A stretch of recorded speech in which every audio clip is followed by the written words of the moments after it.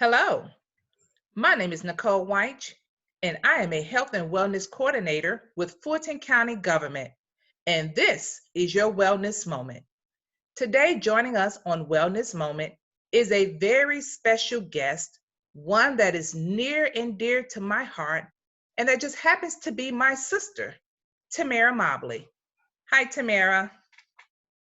Hi, Nicole. How are you? I'm doing well today. How are you doing? I'm great, thank you. Would you please tell the viewers a little bit about yourself? Definitely. Well, in addition to being your sister, I am also a mom. I am a wife. I'm a mom to a 14-year-old and soon to be 18-year-old, which means I have a senior who will be going off to college soon. Professionally, I am an account manager working in the digital advertising and marketing space. And lest I forget, I am also a mom to a doggy. So I'm a proud dog owner as well. So Oh, that is that's awesome. That is awesome. Well, Tamara, in addition to all the many hats that you wear, I know that you're also a recent cancer survivor. Can you please yes. tell us about your journey to being a cancer survivor? Yes, I can, and that journey actually spans roughly 9.5 years. So I won't take you year by year.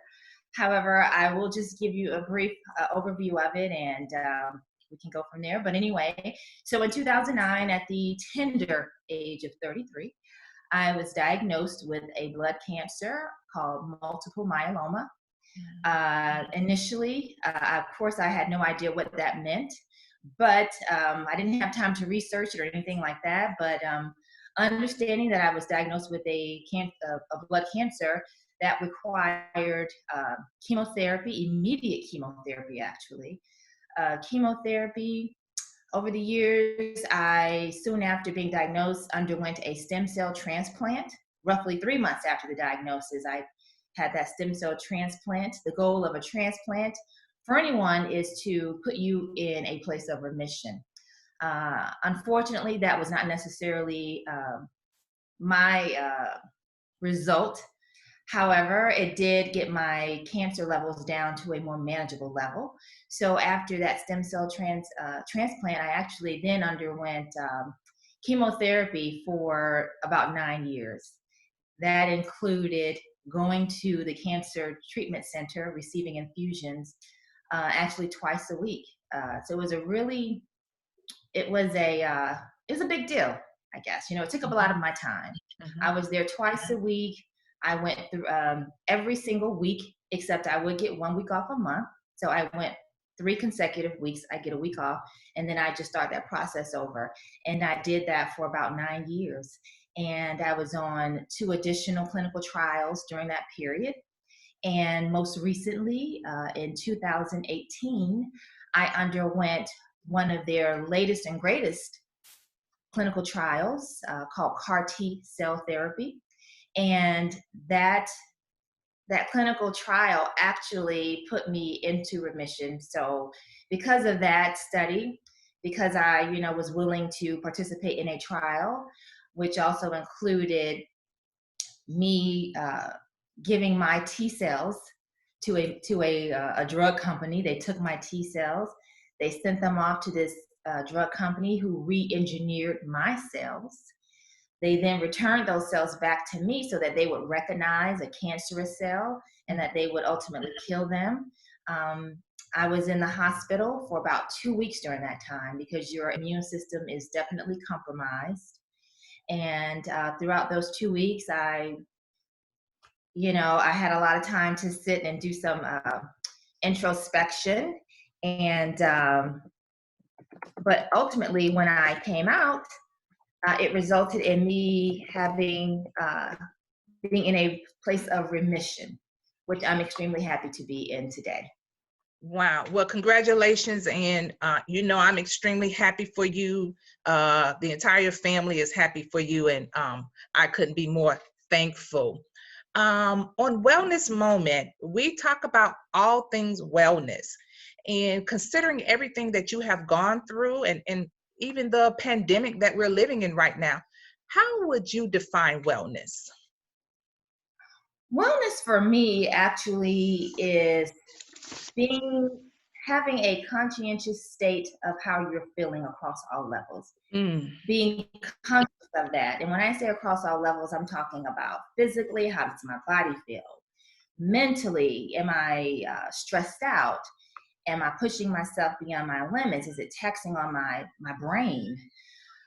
Spiritually, do I feel like I'm connected to my higher power? Do I feel like I've kind of moved away from that? So to me, well-being is like being cognizant of all of those different areas of your life, and not just being cognizant of it, but actually doing things that will affect all of those different states. So being aware of your physical body, being aware of your mental state, being aware of your spirituality, and when you feel like those things are off, doing something to adjust them. So to me, that defines well-being.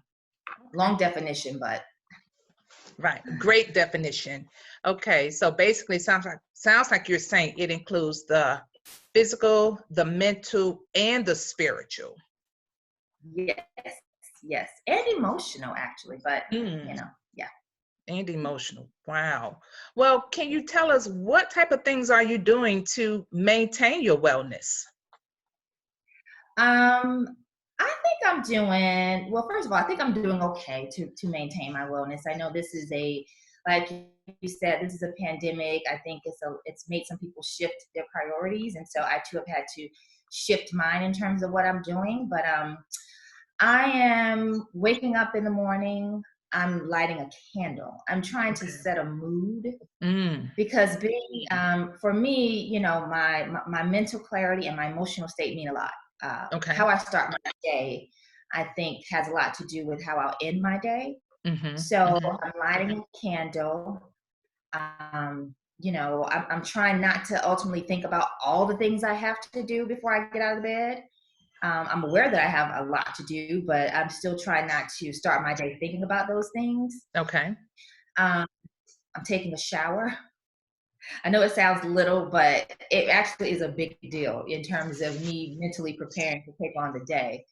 But I'm also making sure that throughout the day that I take a break, that I step Mm, away from what's being asked of me by my employer or even by my children and my husband, and I step outside. Like I okay. literally have to go outside, pull up a chair, make sure I'm getting some sunlight, even if it's just 5 minutes. So that to me is extremely important. It's helping me maintain some level of well-being, and then try to get some exercise in throughout the day. I'm not doing as much exercise as I would like to do, or as much as I probably would be doing Okay. normally, but I'm getting outside and I'm walking the dog. Mm, I stated earlier I was a dog parent, and so my dog has needs, and fortunately, those needs kind of help me get some exercise in. So I'll make sure that I go out and I take the dog for a walk around the block, which looks more like she's pulling me around the block, so I get to okay. get my heart rate up a bit. Right. But Right. I'm also trying to eat well too. And forgive me if I'm going too long, but I'm trying to eat well. My husband's making smoothies in the mornings with some really good stuff in it, so I'm trying to consume a little bit. Trying to make my diet a little bit healthier as well. Okay. Okay. So it sounds like you just fully involved as far as making sure you maintain your wellness. Has maintaining wellness always been a priority of yours? I would say, honestly speaking, probably not so much before the diagnosis. Okay. Um, Part of that probably also has to do with the fact that I was younger, so when you're younger, in your 30s, you kind of think that, you have this full life ahead of you, and that you're, uber healthy, and that you don't have to do a lot of things to maintain that. But after that diagnosis, I really had a reality check that maybe there will be some things that I need to take on, that if I'm going to get through this through this cancer battle, if you will, that maybe there's some things that I can do to kind of help me along the way. No, I wasn't always, conscious of my well-being, but I definitely am now, because I recognize that my well-being directly impacted my journey through cancer. I think Right. that my cancer journey could have been a lot more difficult, more strenuous. It may not have even been as successful as it was had I not been aware of my well-being and had I not taken an active part in my well-being. Wow. Yeah. Well, you Mhm. definitely said a mouthful right there. And I really want to focus on the part that you mentioned about as we get older, we need to, if we're not, become a little bit more diligent about our health and our well-being, because we tend to maybe not heal as well or not overcome as well as we would have at an older age as we did at a younger age. So that is Most- definitely something to keep in mind. You yeah. also mentioned your mental health. Tell me, was there ever a time that you had to make sure that you were doing okay mentally? Definitely. Throughout that 9.5 year, let's just round it up. I'm going to round it up and say 10 years. Okay. Throughout those 10 years, I had to check in with myself on a regular basis, Mhm. because I was confronted with sickness multiple times a week throughout those 10 years. And when I say I was confronted with it, it's because I physically was going to a cancer institute or a cancer facility. So I was surrounded by sickness. I would see patients that did not feel well on a regular basis. And sometimes, or it's easy to take on some of what you're seeing, what you're surrounded by, what you're actually seeing with your eyes and what you're hearing. Mhm. And so there were times that I had to, like, tap myself on the shoulder and say, don't allow yourself to get consumed or to allow where you are to overtake what you believe, which is that you're going to be fine, that you're going Okay. to get well. And so, I had to remind myself on a regular basis, because 10 years of living with an illness, living with a disease that is treatable but not yet curable. Right. I feel like I was confronted with my I'm looking for the word, the fact that I was not uh, that I wasn't going to live forever, I guess you could say.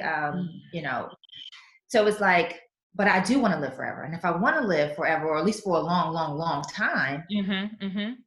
and I need to change my mind and say, hey, you know, yes, you are. Yes, you do have cancer, but it doesn't. But that doesn't mean that you're going to necessarily die from cancer. Right. And Right. so, yeah. So whenever I was confronted, or whenever I overheard some negative conversations, even whenever I got tired of Okay. receiving treatment, and I definitely did get tired of receiving treatment, because some of the side effects are horrific. There are, they distract you. They interrupt your life. Mm-hmm. And so, because of those interruptions, it can really cause you to get defeated, or to feel defeated at times. And so I had to remind myself on the continuum, don't get defeated. This is an interruption, but this is not how it's going to be forever. Keep pushing, keep pushing, keep pushing.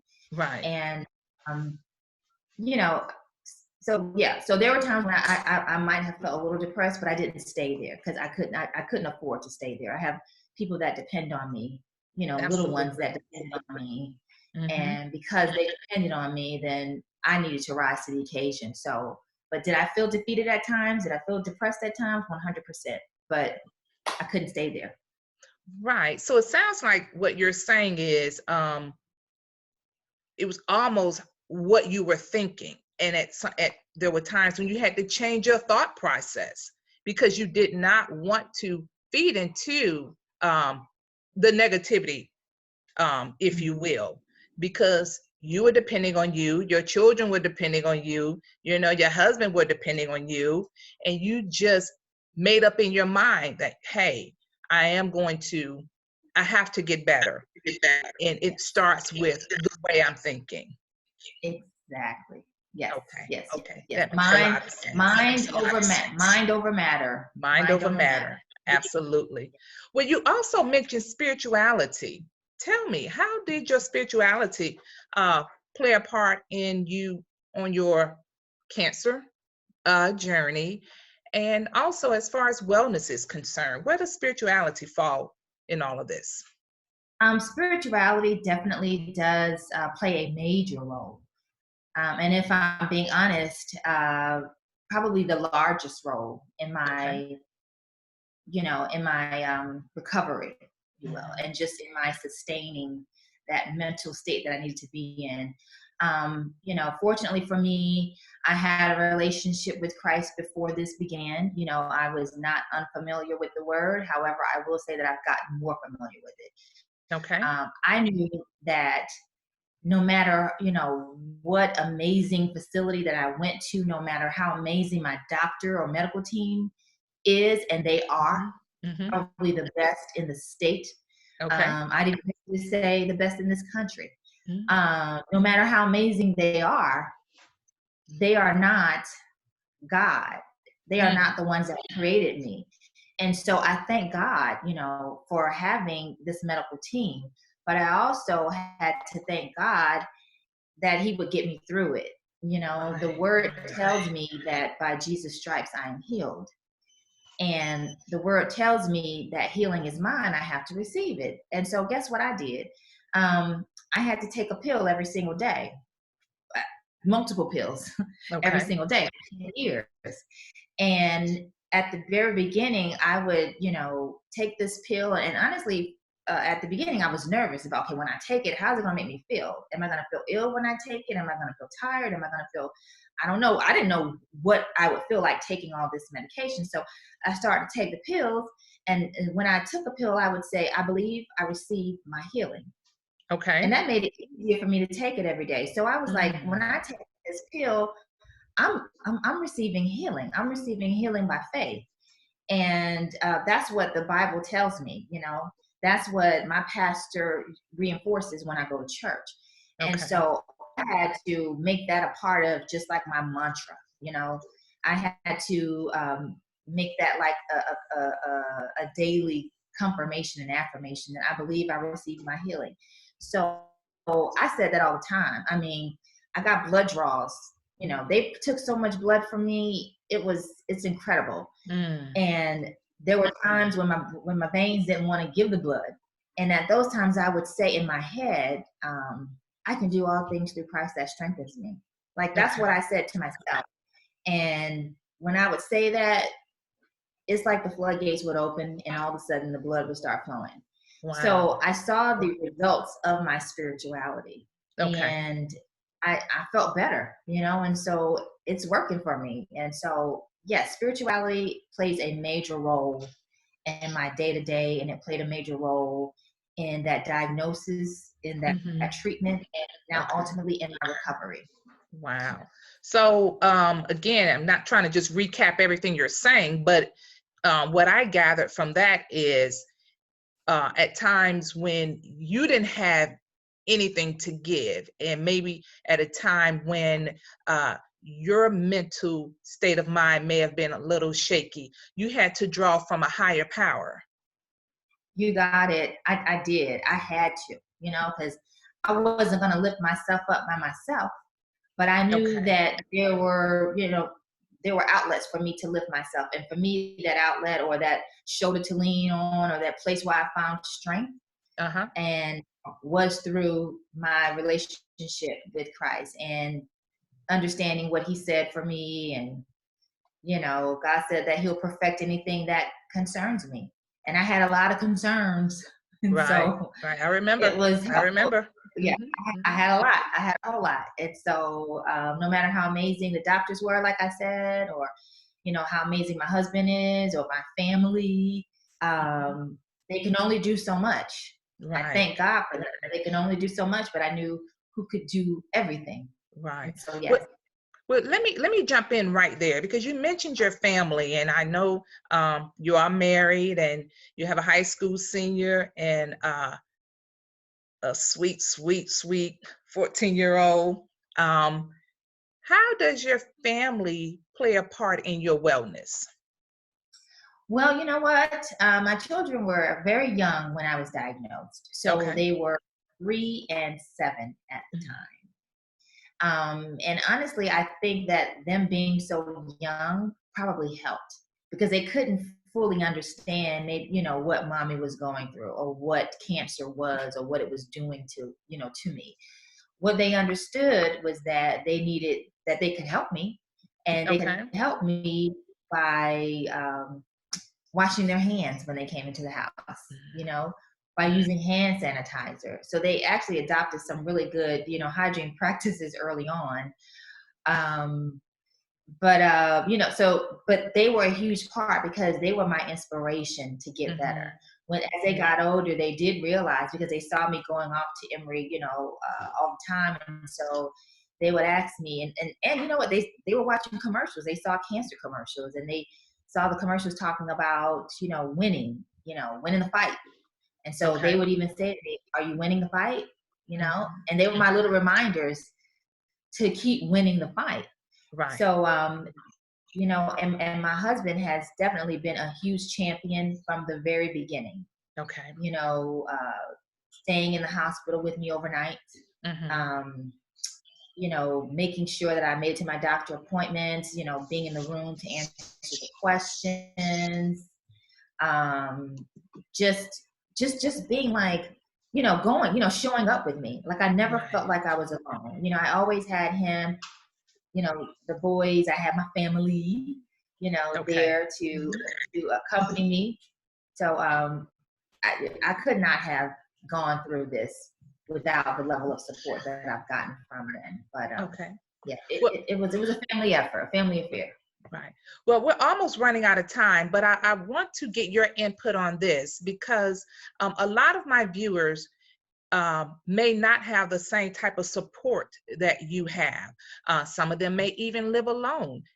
Um, was there a time where you had to make up in your mind that, you know what, my wellness is my responsibility, and this is what I'm going to do for myself? Yes, definitely. I do recognize that me having the level of support that I had was a privilege. It's not something that everybody does, that everybody has access to. But, I also realized that this was my life, that this was my journey, and I had to go forward regardless. So even though I mentioned my husband came to a lot of appointments with me, he came to a lot. He didn't come to all. Okay. Um, and so I went to a lot of them on my own. I mean, if I had to give a percentage, maybe I'd say about maybe 70% because I had, gone through it for so long that I got used to it. And so I said, you know what, this is my cross to bear. And I can't be totally dependent on other people to remind me, that I have something to do. I had to, accept that this was my life and how do I want my life to be, you know? So yeah, I mean, I took it on as like, this is my thing. If I have to get there, if I have to, talk to myself in the car ride the whole way there, encourage myself the whole way there, encourage myself while I'm there, then that's what I have to do if I want to get better. If I Okay. have goals, because I have goals, Right. aside from Right. having children to raise, there are things that I want to do. There are things that I think I was created to do. And so Mm-hmm. I have to take on that responsibility myself. So yes, Wow. you Okay. can do it. It can be done It can without be all, done. it Right. can be With the done. With the will, there's a way. right. With the support of others, or if you're a solo act, it can be done. It Okay. can be done Okay. 100%. Yes. Where there Okay. is a will, there is a way. There is a way. And we do acknowledge that not everyone reaches the goal of remission, and not everyone who lives with cancer survives. We definitely recognize that. We understand that. We empathize and sympathize with those individuals. And we do know that becoming a survivor is a blessing. We do understand that. Okay. Tamara, is there anything else you would like to add or want our viewers to know before we end today? Yes, I would like for the viewers to know that we all will face a challenge. Mhm. Everybody's challenge might not be cancer.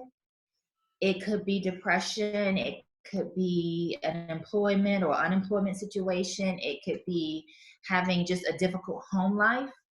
But regardless of what that challenge is, it needs to be respected and not minimized. We all experience things differently. And I think that that experience needs to be validated, and we shouldn't be ashamed of what we're going through.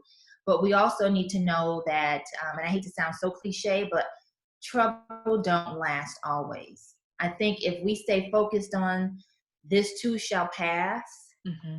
this too shall pass, this too shall pass, that we it will pass. It may take a long time, and for me it took 10 years, and I don't know that I'm out of it. But by the grace of God, I think that I am. But I just say stay encouraged. Don't give up. Keep going. Keep plugging. Just don't stop. You may fall down, but get back up. Get back up. Absolutely. With Tammy, as I call you, you're my sister.